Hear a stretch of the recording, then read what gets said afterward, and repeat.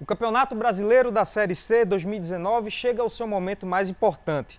Neste fim de semana, começam os confrontos que definirão os promovidos à segundona. O único pernambucano vivo na disputa, o Náutico, que terminou a primeira fase como líder do Grupo A, tem pela frente o tradicional Paysandu, quarto colocado do Grupo B, com o primeiro jogo marcado para acontecer neste domingo às 18 horas em Belém. Para analisar tudo o que envolve este confronto, válido pelas quartas de final, o Folha em Campo conta hoje com as participações de Fernando Barros e William Tavares. William Tavares, setorista do Náutico, vem acompanhando aí a pisada do alvirrubro há quantos anos? 2 anos já? 2 anos e meio? Quase 4. 4 anos já, né? Aí, eu errei, 4 anos. Boto mais 2 anos aí. O Náutico, ano passado, na edição do ano passado da Série C, falhou nas quartas de final ao tentar conseguir o acesso diante do Bragantino. Hoje, agora, né, pela frente, tem o Paysandu. Na sua visão, a missão do ano passado, a missão desse ano é mais fácil ou é mais difícil em relação ao de 2018? É difícil. Eu acho que primeiro tem que analisar muito por parte do Náutico, não tanto pelos adversários. Eu vejo esse Náutico de 2019 um Náutico mais estável. Um Náutico que talvez surpreenda menos, pensando tanto positivamente como negativamente, mas que nesse momento seja um Náutico mais preparado para esse mata-mata do que foi aquele Náutico de 2018, que era um Náutico que vinha numa sequência muito boa de resultados, mas ainda não tem encarado um momento tão impactante na temporada. Por exemplo, aquele Náutico, ele pegou uma sequência muito boa com o Márcio Goiano, mas se você lembrar, o Márcio Goiano nunca teve um grande desafio, uma grande sequência complicada. E por mais que a gente lembre agora do Dalpozo vindo numa sequência muito boa, mas o Dalpozo chegou empatando em casa, chegou com um Náutico ainda muitos problemas de lesão, de jogadores que não estavam se encaixando tanto. Então eu vejo que esse Náutico ele foi construído de uma forma, talvez, não sei, mais sólida para chegar a essa decisão. Então acho que por conta disso, por conta do próprio Náutico, eu acredito que ele chega mais preparado do que foi em 2018. E você, Fernando? A missão desse ano é mais fácil ou mais difícil? Qual a tua opinião? Eu acho, em tese, um pouquinho mais fácil se a gente pegar questão de contexto, de leitura das duas situações, 2018 e 2019. A gente não pode analisar esse ano tendo como parâmetro somente Série B de 2018 e Série C de 2018 é desse ano. No ano passado a gente tem que lembrar que o Náutico tinha acabado de cair para a Série C, estava iniciando nova gestão no clube e tinha acabado de ganhar o Pernambucano.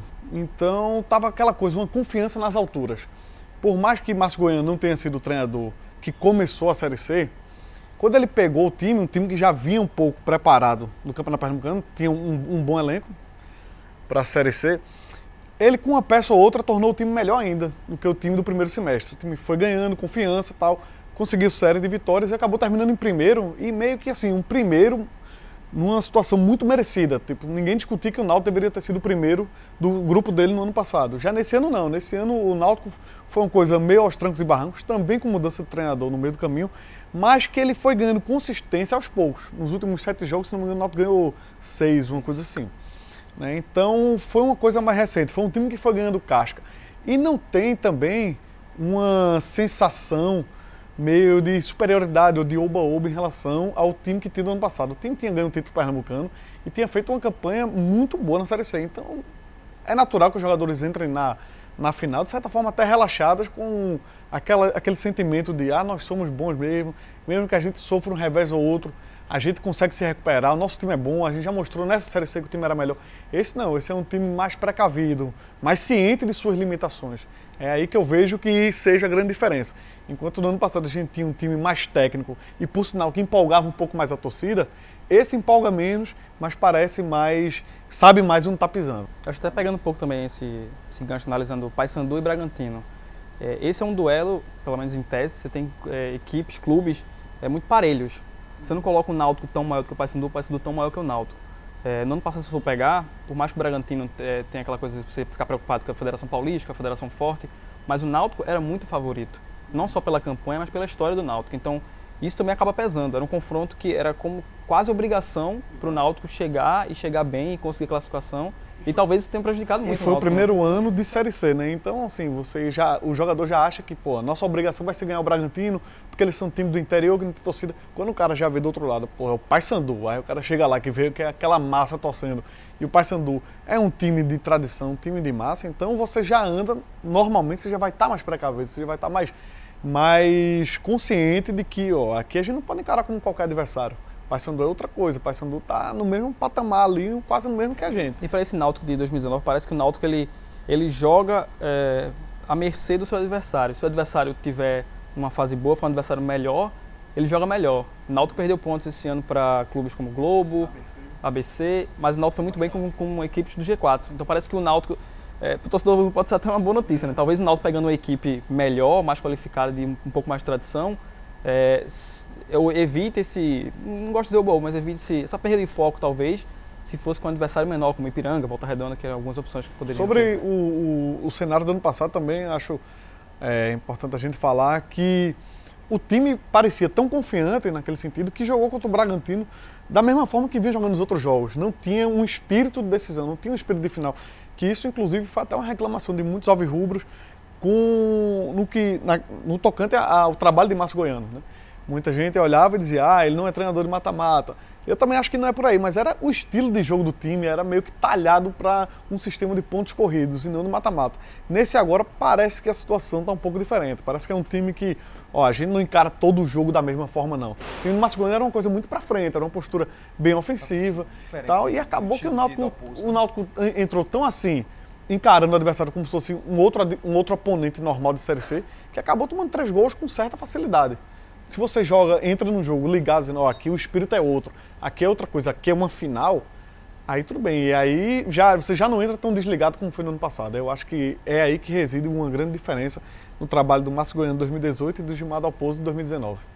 Uma coisa interessante, William, que você citou, o Náutico joga melhor contra times melhores.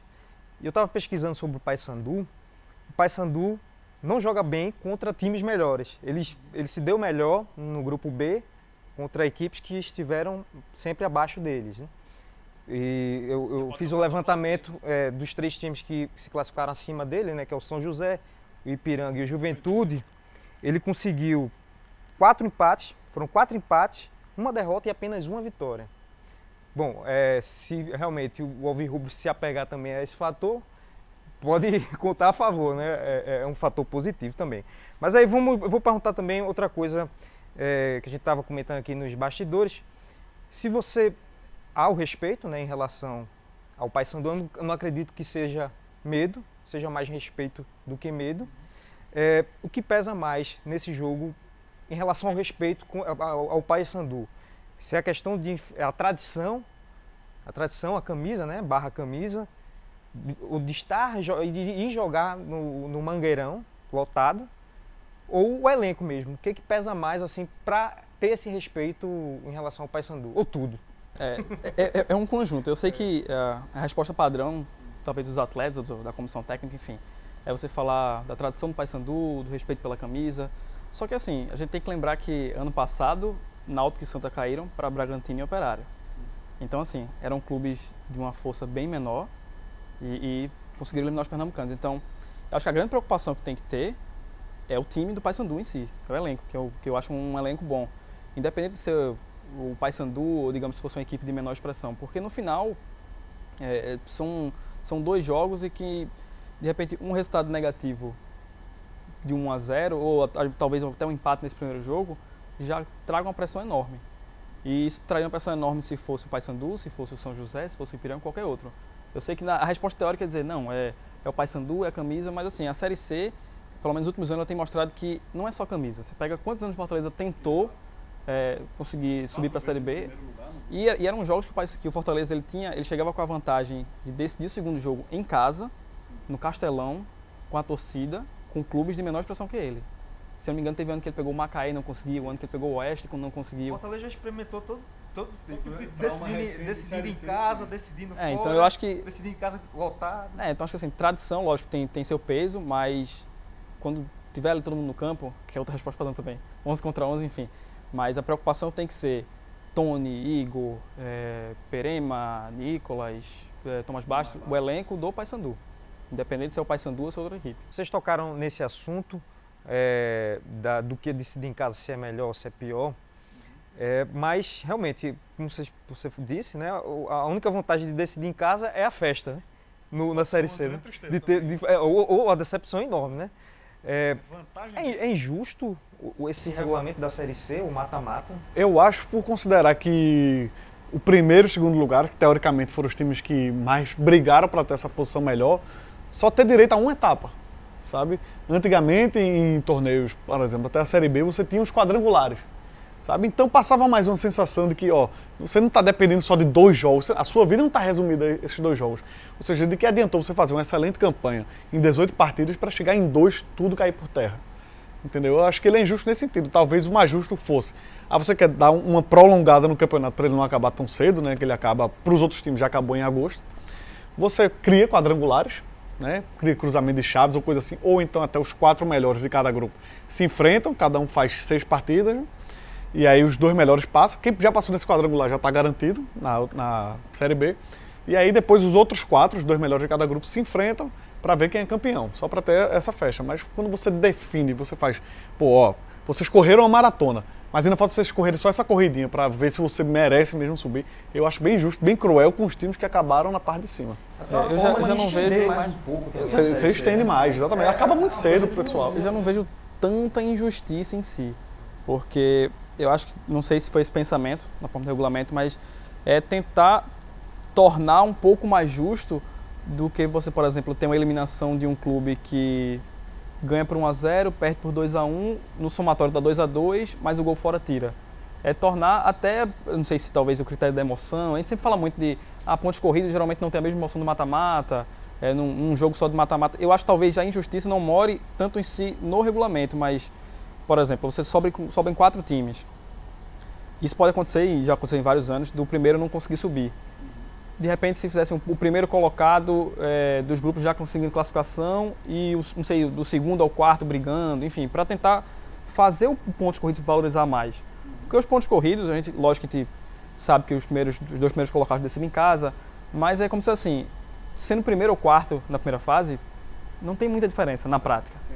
Então é mais uma parte de praxe para você chegar no G4, para começar, e aí, literalmente, começar um novo campeonato. Porque o que você fez no passado, a única vantagem é essa, decidir em casa, mas a gente já viu que não vale tanto. Não. Então, talvez tornar o ponto de corrida mais atrativo para um primeiro colocado, mas não necessariamente achar injusto pelo critério que ele tem de gols. Mas de que forma ficaria mais atrativo para o primeiro colocado? Se de repente conseguisse mudar para fazer a classificação do, sei lá, os 2 primeiros colocados já vão direto. Já vão direto. E aí os outros 6 que ficaram... Porque aí você faz uma briga até a reta final, não uma briga, por exemplo, a gente teve, o grupo B chegou só com o Juventude classificado. E a Juventude meio que poderia escolher o adversário, porque ele já sabia no sábado. Exato. Se você coloca a classificação do primeiro colocado, já sobe direto, imagina como é que seja na reta final. Porque, sei lá, eu só estou em segundo, já estou classificado, o Náutico, por exemplo. O Náutico, ele conseguiu terminar em primeiro, mas imagina o Sampaio correr jogando para valer. O Sampaio ia se esforçar tanto se ele soubesse que prejudicaria o Imperatriz, inclusive, né? De repente poderia ser uma saída até para motivar mais e para não causar tanta injustiça, que aí é o teu ponto, de, por exemplo, os não ter um líder. Os 2 primeiros disputam o título e acabou-se. E aí fazer não sei, enfim. Eu não sou pago para montar regulamentos, mas eu pensei nessa ideia agora, para tentar montar uma... Como é que você projeta esse primeiro jogo lá em Belém? Eu acho que casa cheia, né? Então, assim, é isso que o Náutico vai ter que ter cuidado. De certa forma, é até melhor para deixar o jogador mais concentrado, né? O jogador até fala que não gosta de estádio vazio, sabe? De muita calma no estádio. Quando você já pega aquele clima de tensão, mais de decisão, o jogador até se motiva mais. Para o próprio Náutico, por conta do ano passado, e até para alguns jogadores remanescentes do ano passado, eu acho que a concentração vai ser o determinante. Vai ser o que vai pesar muito para a entrada deles em campo. Vai ser aquela coisa, o filme do ano passado vai passar na cabeça deles. E, a gente, em tese, era muito superior, agora a gente nem é tão superior, sabe? E tem um adversário que também é mais perigoso. Então, fica aquela coisa, o primeiro jogo, qualquer bola tem que ser a última.